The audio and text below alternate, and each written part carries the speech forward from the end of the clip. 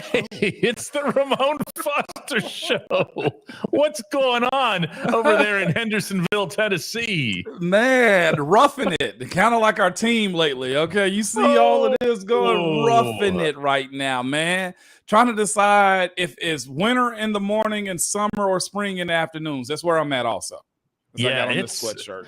It's tough going for the team right now. A couple of yuck losses that really, it feels to me like it's brought people on the outside down to earth. What happens, Moan?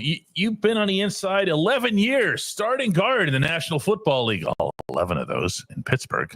Man, yes, all of them in Pittsburgh. The real question is, do we want to go with a soft open right here or hit the bell and go deep into it, DK? Because we can get going. I know me, and I know you too. Yeah, we could do that. You want me to bring the smiley face up is what we're asking right now? I think that can happen too. All right, well, let's start the show.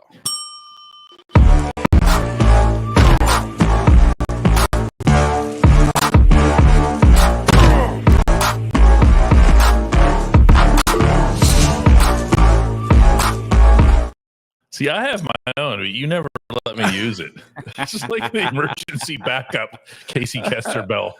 Well, it's just like me trying to control the controls on the backstage portion of our show. Like, you have your thing and I have my thing, right, DK? That's what it is. That's it exactly here.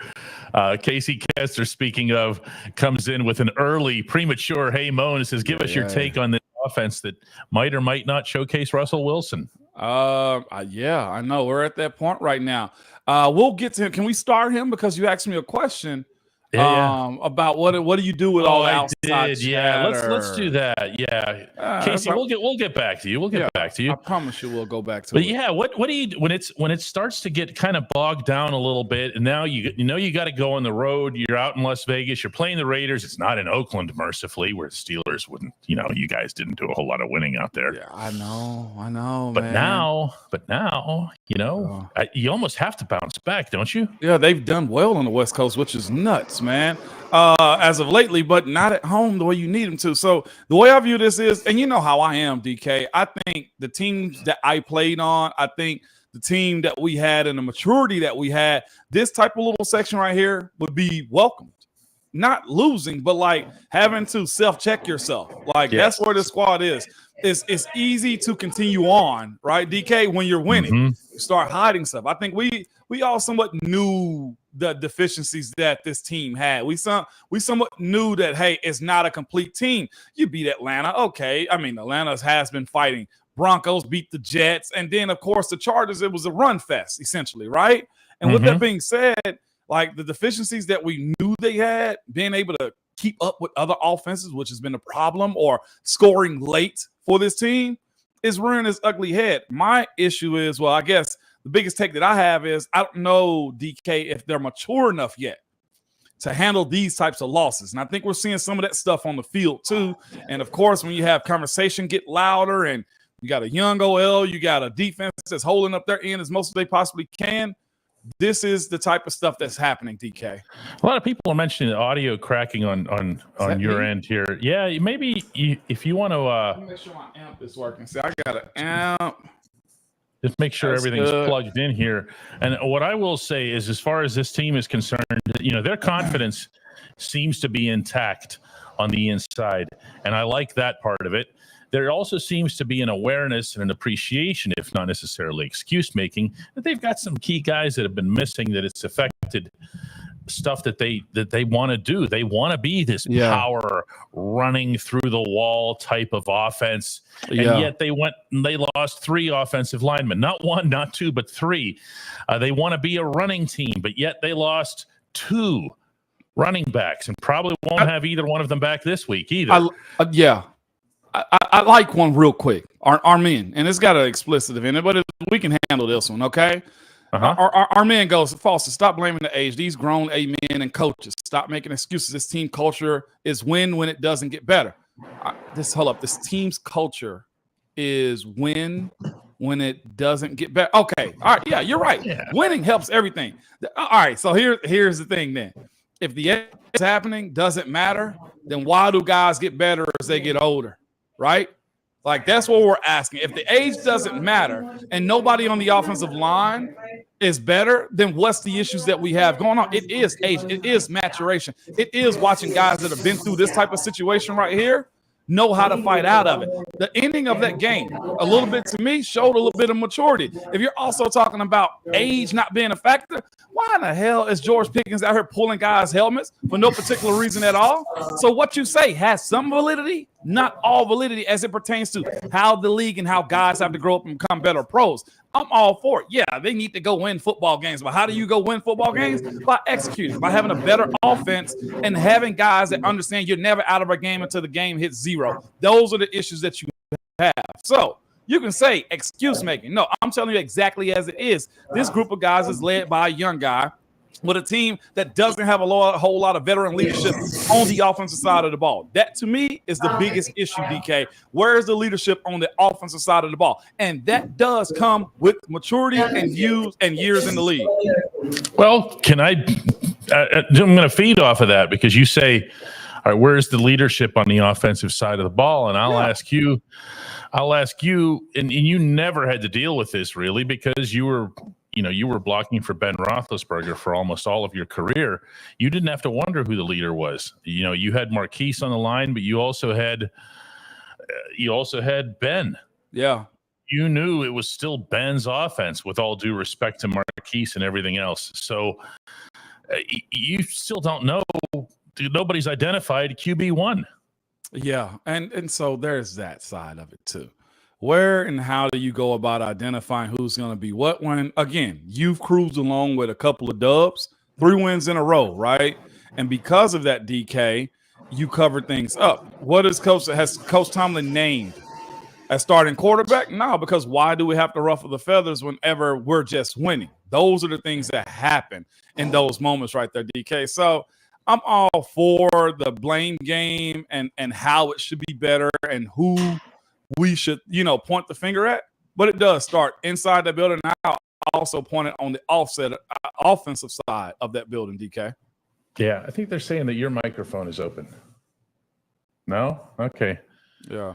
I don't know. Maybe I have to disconnect and get it back again. Let me see. Yeah, I'm going to pull my everybody loves it when the show is live, but then it's not perfect when it's live, so you're going to have to deal with it one way or the other, right? So if you see my amp out, DK, and brought it back in. I'm gonna correct my settings real quick. Audio, Scarlett. Oh, we're right back on. You got me? Yeah, you sound good to me. I mean, everything sounds perfect. That's why I don't think either of us have been now, and that's what I don't like. Oh, I see what you're saying. Yeah, what's that? We hear it okay, but on YouTube it doesn't sound. No, she says she's listening on YouTube. It doesn't sound good. Teresa says it sounds fine now. Fine? Yeah. But I'm telling you, we just don't hear anything, any kind of problem. You're not coming in my headphones, but I can hear myself in my headphones. Okay. Either way, we're good. All right, let's keep rocking. Let's just keep doing the show. What do you say to that? No, in fact, how about this? How about this? When we come back, let's get to the only segment that matters, and that would be Hey Moan. Hey Moan, let's bring it. Absolutely. Oh my God, did I finish that for you? I did, didn't I? Wow. All right, we'll be right back. All right. At DK Pittsburgh Sports, we take pride in coverage that connects our city's fans to their favorite teams. Now, that connection's stronger than ever. Introducing our all-new state-of-the-art app. Find expert inside reporting and original podcasts. Check live box scores. Track the latest stats. Chat it up with our community of thousands of fans, all in one place. The new app from DK Pittsburgh Sports. Coverage that connects. All right, welcome to the Ramon Foster Show, starring the one and only Ramon Foster, 11 years starting guard in the National Football League, all 11 of those for the Pittsburgh Steelers. Moan, let's get right to the Hey Moan segment. What do you say? Yeah, let's do it. Let's do that here. Find one here. Moan's doing a better, it says here, Andrew Stafford says Moan's doing a better job adjusting on the fly than the Steelers offense so far this year. What about slow starts, Moan? That's been an issue here too. Mike Tomlin's had to address it. Everybody, especially on the offense, has had to address it. Now the defense too. Take us through that. What is it? You're in the locker room. How do you come out and start slow collectively? How does that happen? Starting behind the chains, incomplete passes on second and long, not being able to run the ball well on first down. These are all the coaches' cliches.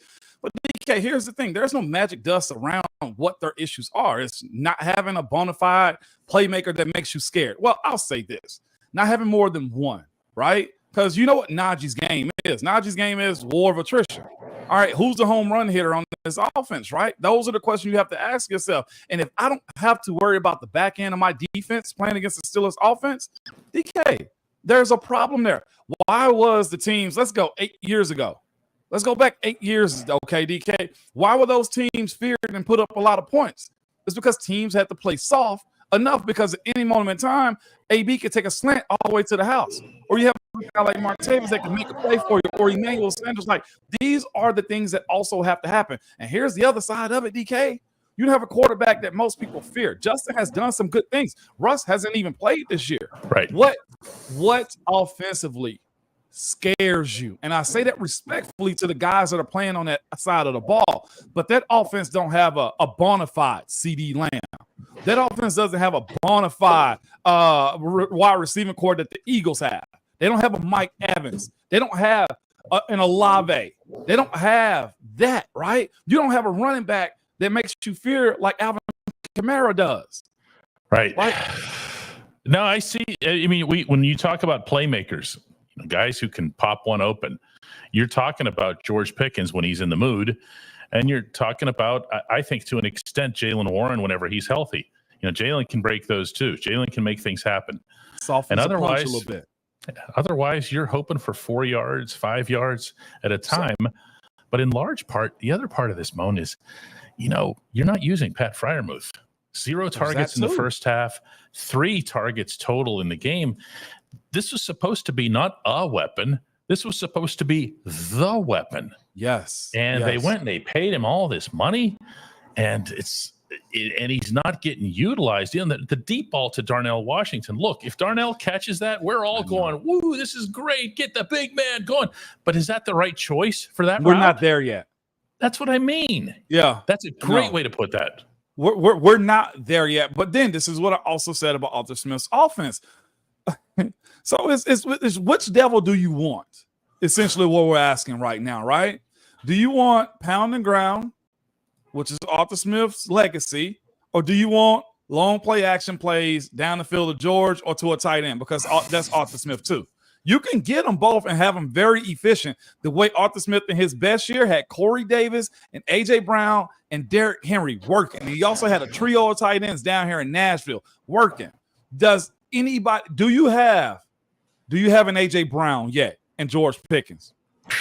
Not consistently. No. There's no Corey Davis on this team efficiently enough. You don't have a solid Robin.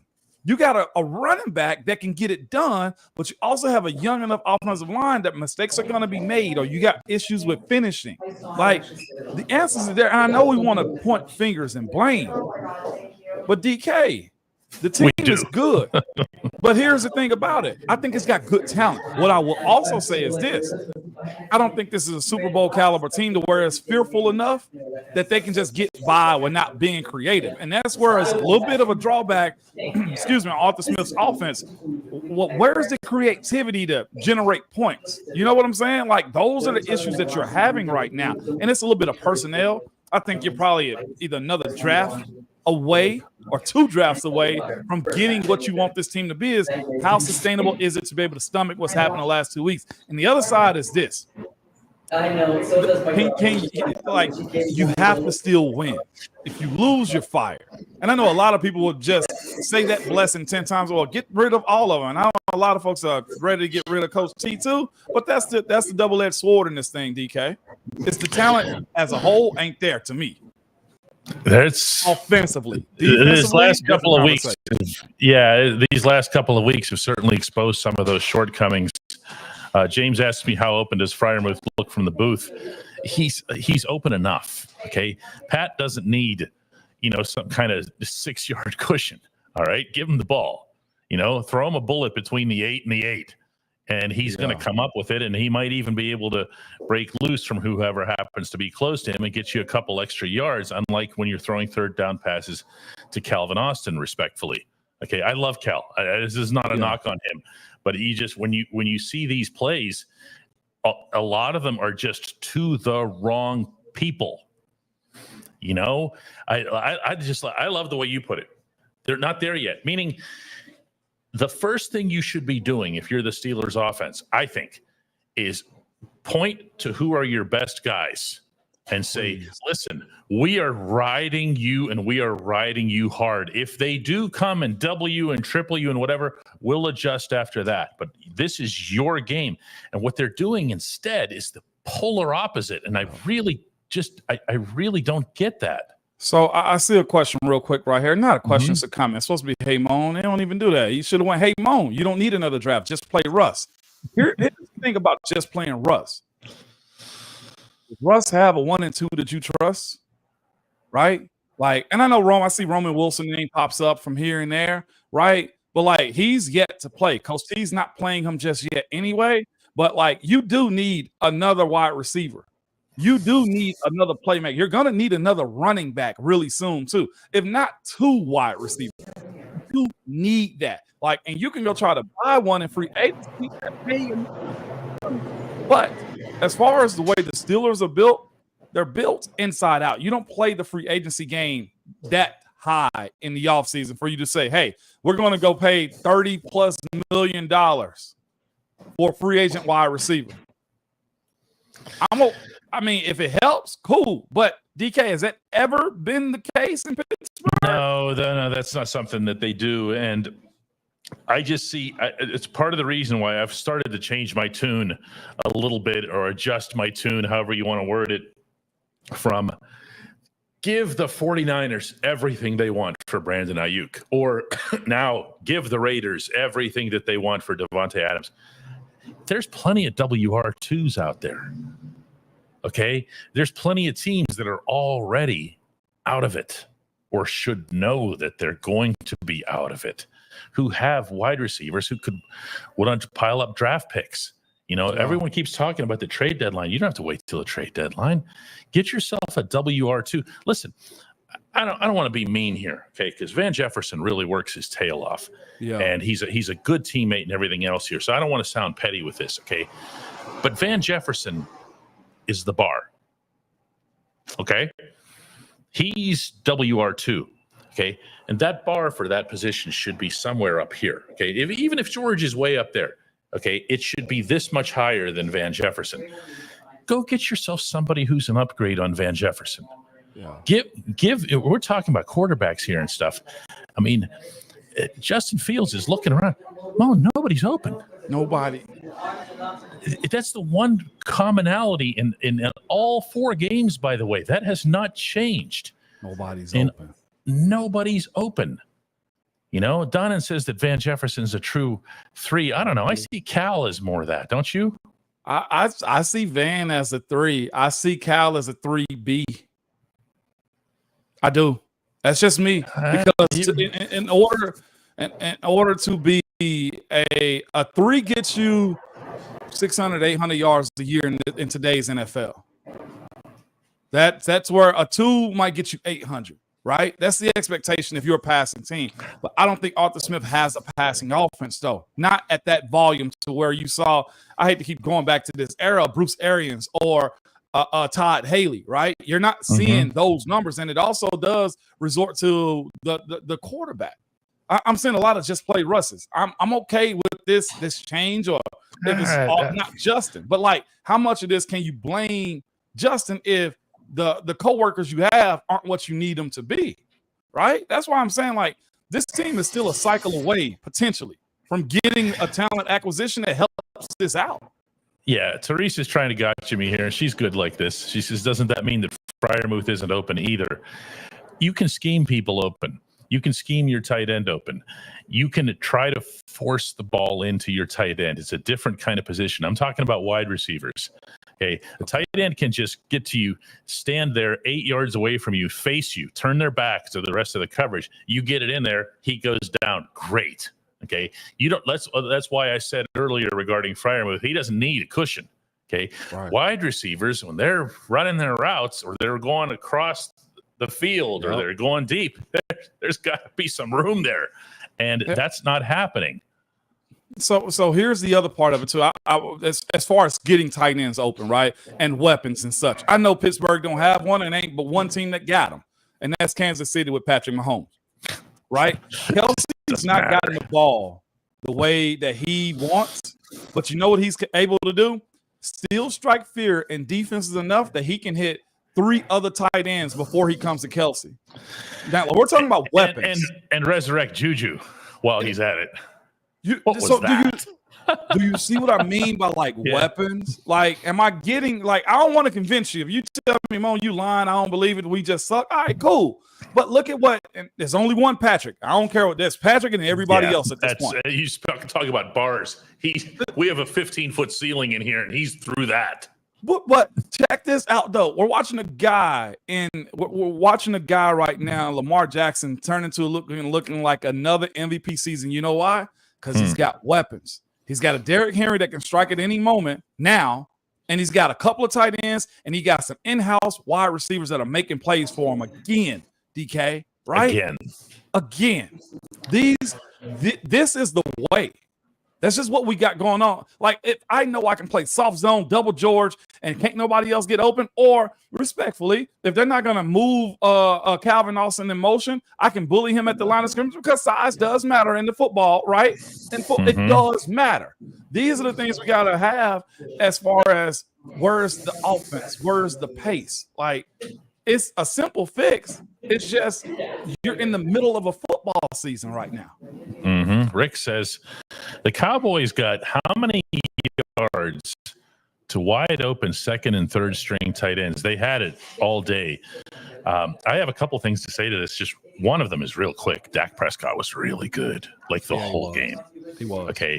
I mean, I know he threw a couple of ugly picks, but wow, the stuff that he hit on. Okay, the way he just commanded the game. You could feel it out there. It was like a starting pitcher in the 8th inning with a pitch count of about 75. Okay, where it was just his game. The other thing is, Moan, I'm not feeling this Beanie Bishop thing. Okay, there's guys open underneath all 4 games, and I feel like it's forcing the Steelers to do stuff defensively that they don't want to do, and they can't get Cam Sutton back soon enough. No, they cannot. How many more games he got? This the last week on this one? I think he's got 8. So 8?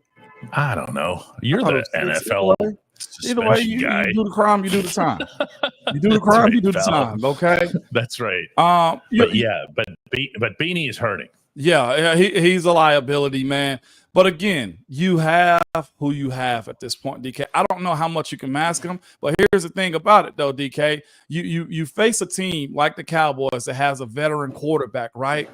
And he's able and capable of scheming up stuff and doing certain things. Or Joe Flacco, a very experienced seasoned guy that know how to attack a defense in those manners. You're going to eventually get open, DK. And then you also have to see that I saw it all pregame. Coach Tomlin talking about you got to play different coverages and zones on CD Lamb.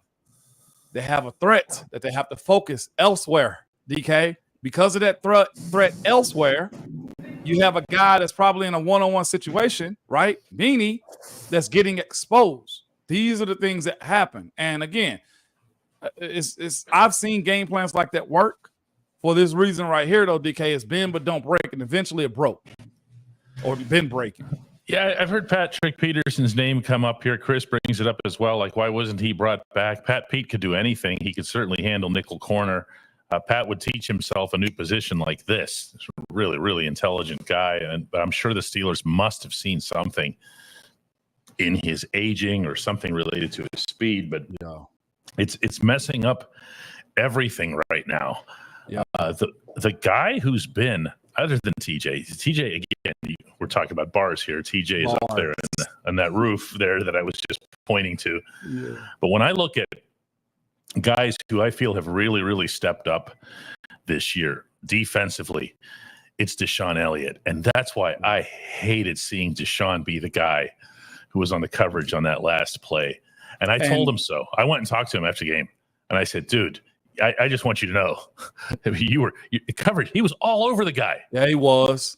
Oh, just perfect pass. If I remember clearly, was it the DN got washed down to create a clearer path so that Dak can actually see that play? Yep. Yeah. It was really, really well designed by Mike McCarthy and his staff. And you know, one thing I heard a lot in that locker room, and you don't always hear this from you guys after a loss. You guys are talking as you don't hear a whole lot of, boy, the other guy did something really well. There was a lot of that about Dak Prescott.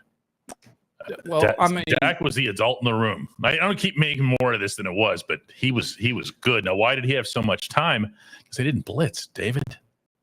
Yeah. Steelers aren't blitzing this year. Still was able to get home at a time or two, like that. But again, if you listen to coaches talk, they give you every answer you want. Like you have to scheme around Dak, right? You have to be able to scheme around CD. You know that Dak can make every pass on the field. He showed it through that game-winning drive right there. Like, this is why you can't blitz in those moments. You let Dak outside of the pocket, you continue to drive on. And like, it's how you want to die, essentially, in these moments on defense. Like, you want to be able to survive third down and get off the field. I see people saying, get off the field on third down. Like, when you got to rush the way Pittsburgh has had and was somewhat successful in getting to the quarterback, DK, like, at some point, when you got a good quarterback, they're going to make that play. We've done that to people for decades. And look, losing Nick Herbig on top of Alex Highsmith, it left you with Jeremiah Moon on the one side, who just was not doing anything. And, you know, poor TJ is the last OLB standing. It looks like he'll be the last OLB standing again this week. Can I go ahead and say it? Go ahead. Well, what happened now is they can really double team TJ. Oh, sure, I would. I ain't got nobody else. I'd bring somebody out of the crowd to chip him. You know? You see? It's not a great situation right now. They have this game, you know, and what are they going to do? The Raiders regarding the Steelers' problems, Moan? I don't care about them. I'm glad you got them.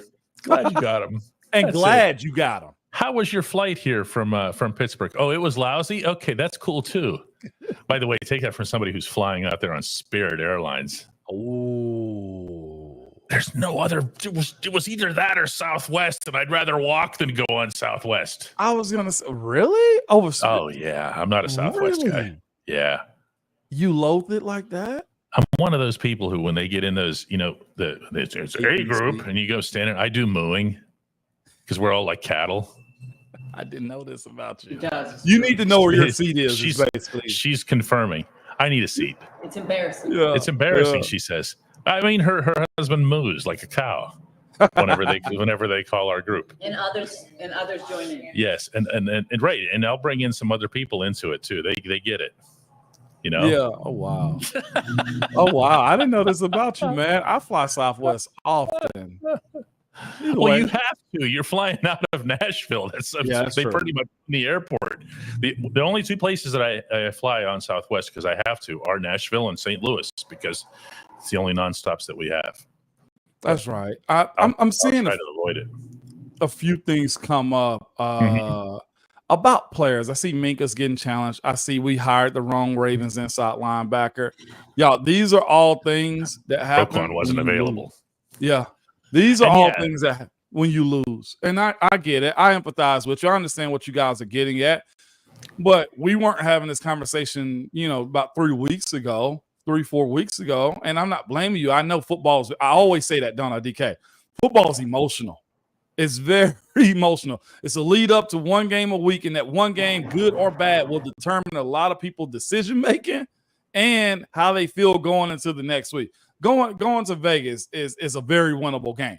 They have worse quarterback issues than Pittsburgh does right now. We can sing a different tune next week, but I do agree. Yeah.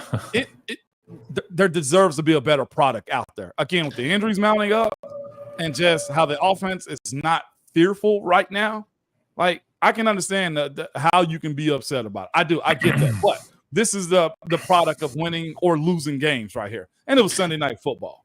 John says, hey, Mo, and if they're doubling up on TJ Watt, why not bring more safety or corner blitzes from that side with the blockers preoccupied? How much would that mess with you as an offensive lineman when somebody would come up? You see them at a corner, you just say, I'm staying with my guy. No, I'll take him. That's light work. Because if I've already initiated my double team on TJ to slow him down enough, because that's all you got to do is slow him down enough, and they bring a safety. One, that safety see me, he's not going to run through me. If he does, job done. And then if they go around me, right, DK, I'm pushing him, and then he's out of the play regardless. Bringing another safety also does this. If they're doubling TJ, which means he can't get to the quarterback, and you also bring a safety, and with the position or an area of this defense that's giving up plays, you still overexpose another problem. Why bring somebody else out of the backfield of the secondary to create pressure when you can't generate, getting off the field on third down on passes? Scott has a good question, probably the best one we're getting today here, because this comes up a lot with fans when they see the offensive line struggle, whether it's an individual, whether it's the group overall, even if it's just for a half, you'll start seeing some people point fingers at Pat Meyer. What's your thoughts on that? Scott says, hey, Mo, do you think the O-line coach is part of the issues in the offense? I was told I couldn't use age, so I'm going to just blame it on Pat Meyer. Okay. No, really. I mean, he has had, and the offense has had, and Arthur Smith has had so many different moving parts. They thought they had a solution. Here's Troy Fautanu. He's going to be the starting right tackle, and we're going to bench Broderick. And then Troy lasts 19 snaps in that game. Yeah. They've had to move guys in and out. Broderick, again, wasn't great on Sunday night. Right. Now, they also have, to their credit, if you're going to give Pat Meyer blame for stuff, I'm looking at Zach Frazier, stone cold rookie. No one's complaining about him. I'm looking at Mason McCormick, came in at right guard. He's now got to be the right guard in James Daniels' absence all season. Didn't really hear any complaints about him. So to me, you got to do it both ways. That's what I'm saying. So it's this right here. Skunk World Studio says, who do you blame? Seems like everyone is blameless at this point. That's not the point. The point is everybody has issues.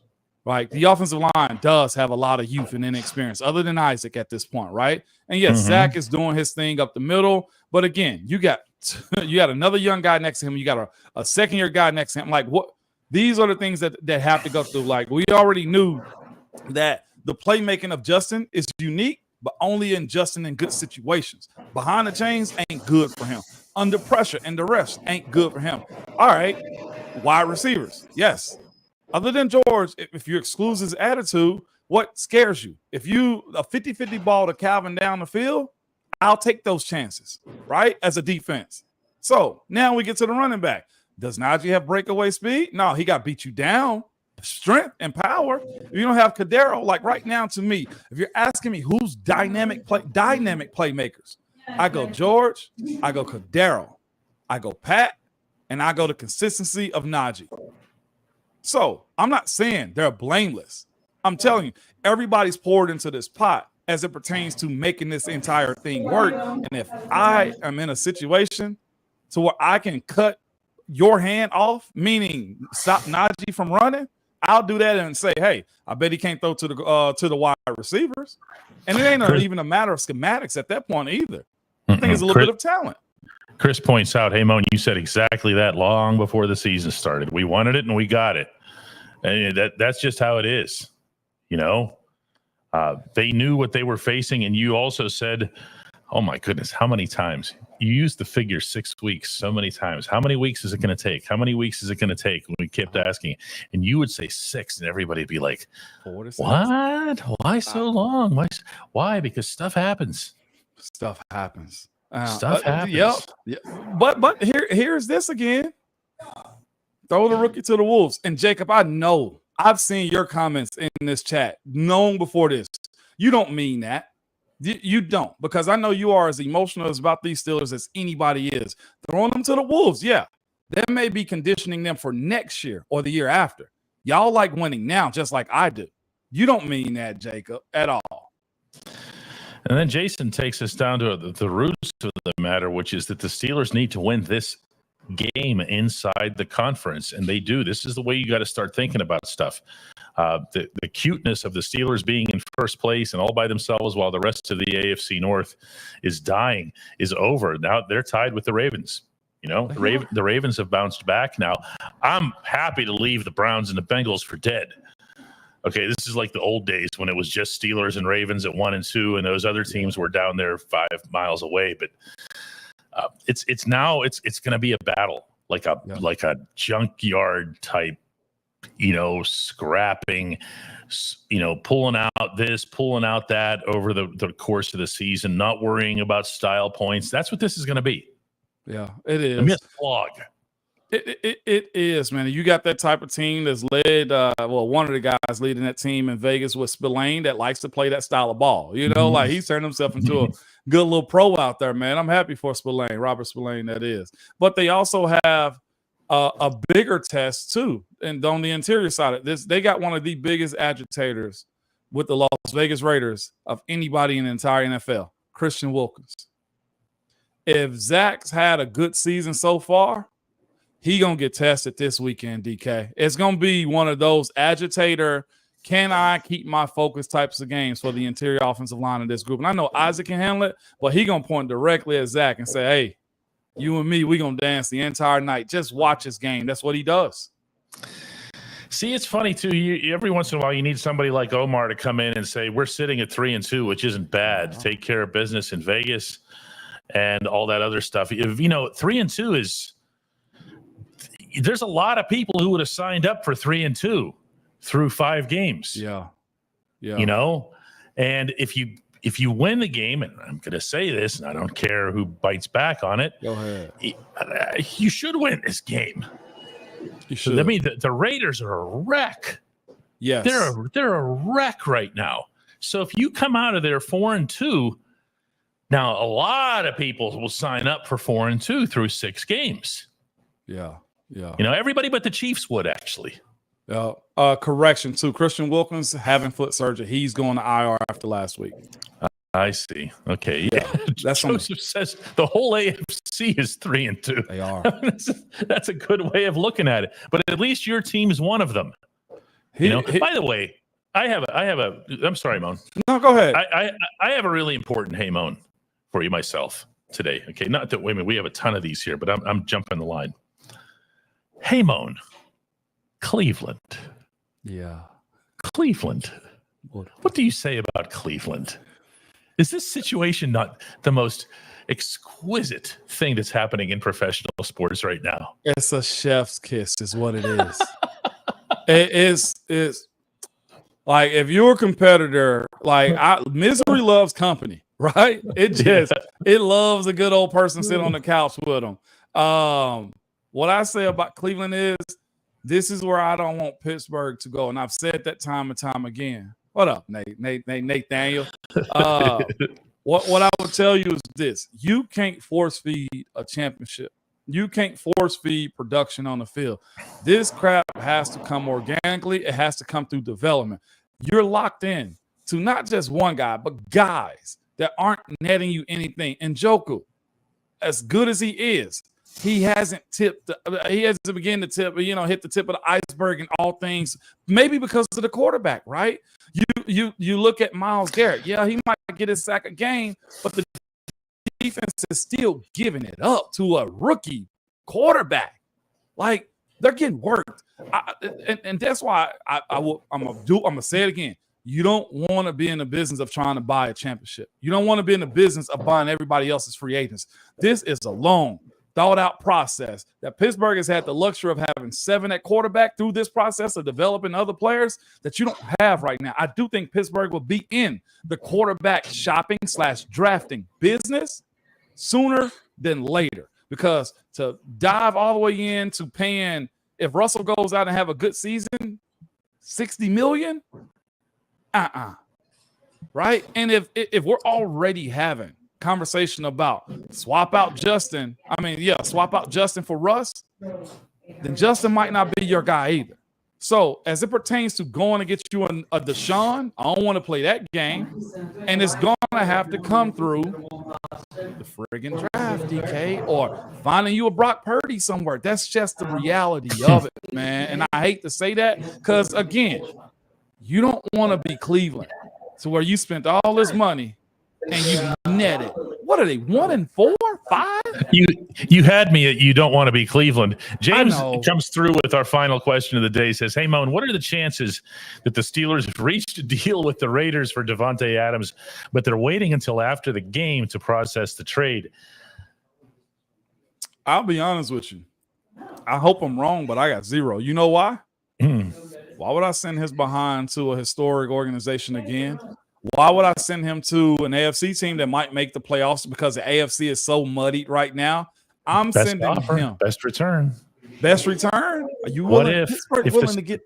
I don't like the money behind it. I don't. Okay, all right. Me personally, unless they can restructure him or whatever. But as petty as Devontae's been to the Raiders, so much so that his coach is liking posts on Instagram and deflecting questions at the podium, he's respectfully, and you know this is my guy and I love him to death, Deontay. He's going to Deontay him.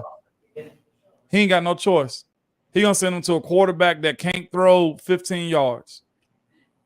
Why would you send him to a contender with the headache that he's been? Deontay being a verb for sending someone where they don't want to be in a bad trade. I'm kind of into that. I'm at 0% chances of that happening. Yeah, that could be a Deontay. Who else does Steelers do that to? There's other people. Chase Claypool. Chase Claypool. That's right. Oh yeah. Hey Chase. How do you like life in Chicago? Did AB choose to go to the Raiders with Derek Carr? No, wasn't that to the Bills or something? I don't remember. That was all weird. Yeah. The way that worked. Anyway, when we come back, we're going to take care of some business here on the Ramon Foster Show. That is a promise. It is a promise. We'll be right back.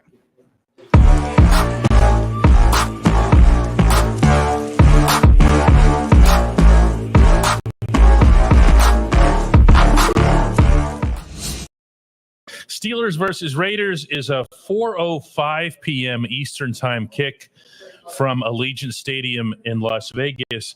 And this is what Ramon Foster says definitively is going to happen in this affair. In this affair? Oh, it's going to be a rock fight. Low scoring. They got no quarterback, and we got to figure out the quarterback play and flow of our game. I do think Pittsburgh win in Vegas again. But this is what I will say. I think we get a game, dude, that's 16-13 at this point. That's simple. Heck, I almost want to go 18-13. All boss. It's all boss. All boss. It's the playoff formula from Kansas City. You do it, or boss. Atlanta. Yeah, we'll get you across the 40. Just do the rest, man. I look at Coach as a better coach at this point, respectfully to Antonio Pierce and being able to get his team ready. Again, the loss, I ain't opposed to the losses. I hate losing, but this is where you figure out who the heck you are at this point, DK. I got it, man. 16-13 Steelers. Well, I would agree that it's going to be close. I would agree that and it's not going to be pretty, but I think we're also at the point now where 4-2 supersedes all the other let's start dreaming big kind of stuff. Just win some games. Yeah. Win some games. Man, I see somebody say tired of Tomlin ball. What if Mr. Rooney wants a ground and pound game? Wasn't that a conversation? Get back to being physical?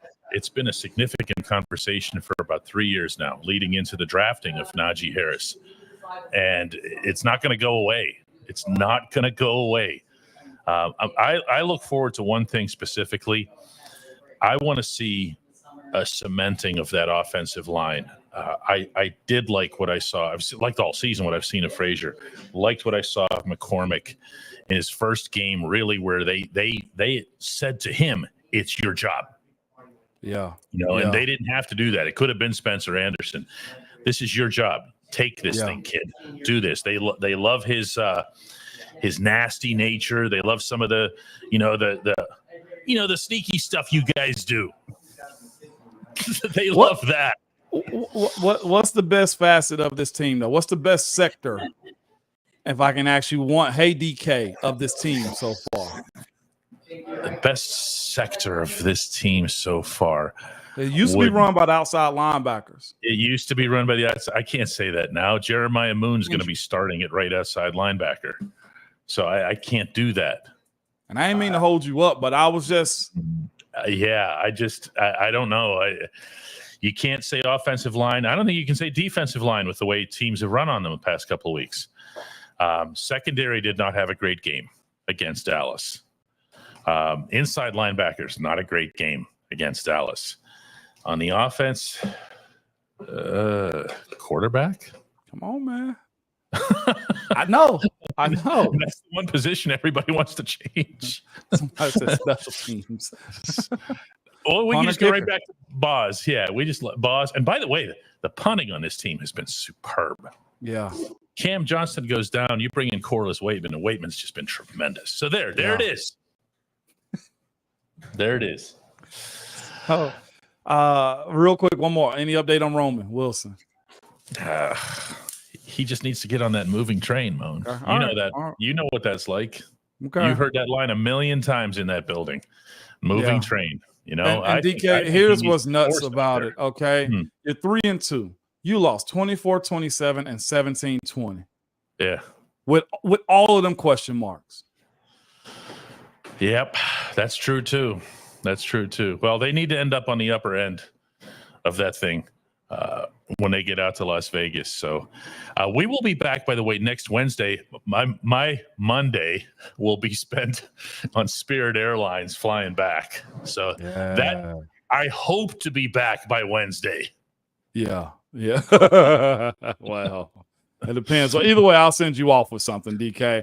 Y'all know how it goes. At all costs, make it back to us Monday, man. Call somebody and talk to them a while. My auntie coming up this weekend. I'll be so glad to see her. Go see your family. Talk to your family. You got grandparents around? Call them. Talk to them. Buy somebody a random drink. Not, somebody else's wife or husband, because you guys like to skew that, okay? Hug somebody. Have a random friggin' conversation, non-football related, maybe, and non-political. But at all costs, man, love each other and be good. Keep politics away from the family table. Just man. Just tell them that you love them. Leave out politics. Look at Carol. Yes, I'm the grandmother who needs a call. See what I'm saying? There you go. And not you dudes in here better not start trying to holler at her either. I know how y'all get in here. All right, guys. Next week. See ya. Peace.